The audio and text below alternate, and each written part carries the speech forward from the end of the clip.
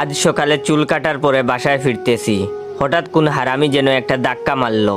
সোজা গিয়ে একটা মেয়ের উপর পড়লাম। মেয়েটা বলল, এই যে চোখে দেখতে পারেন না? আমি বললাম, আপাতত আপনাকে ছাড়া কিছুই দেখতে পাচ্ছি না। মেয়েটা বলল, ফাজলামি করেন? আমি বললাম, আপনি আমার বউ না বেআইন লাগেন যে আপনার সাথে ফাজলামি করব? মেয়েটা বলল, স্টুপিড একটা। আমি বললাম, আমার মাও তাই বলে। মেয়েটা বলল, অমন হাঁ করে কি দেখছেন? আমি বললাম, দেখছি না, ভাবছি। মেয়েটা বলল, মানে? আমি বললাম, ভাবছি যে আপনি যখন ছোট ছিলেন নিশ্চয়ই হাফ প্যান্ট পরতেন, তখন দেখতে অনেক সুন্দর লাগতো মনে হয়। মেয়েটা বলল, সি, অসভ্য কোথাকার। আমি বললাম, আমার বান্ধবীরাও তাই বলে। মেয়েটা বলল, উফ, বিরক্তিকর। আমি বললাম, আমার ছোট ভাইও তাই বলে।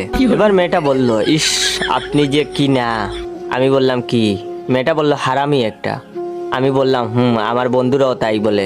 মেয়েটা বলল, উফ, ইডিয়েট একটা।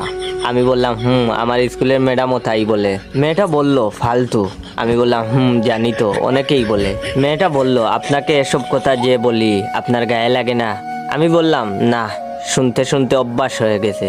মেয়েটা বলল, ইস, আচ্ছা, আপনাকে মানুষ বলেনি এমন কোনো কথা আছে? আমি বললাম, হ্যাঁ, আছে তো। মেয়েটা বলল, কি সেটা?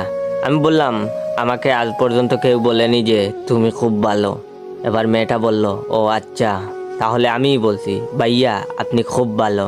কথাটা বলার সাথে সাথে মেয়েটার গালে তাস কইরা একটা থাপ্পড় মারলাম আর বললাম, হারামজাদি, আমি যদি ভালো ছেলেই হয়ে থাকি তাহলে হুদাই এতক্ষণ বকা দিলি কেন?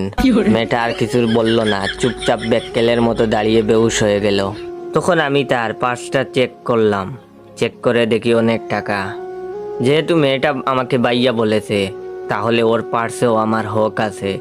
তাই আমি টাকাগুলো আমার পকেটে ঢুকিয়ে আস্তে আস্তে করে ভদ্র ছেলের মতো আমার বাসায় চলে আসলাম।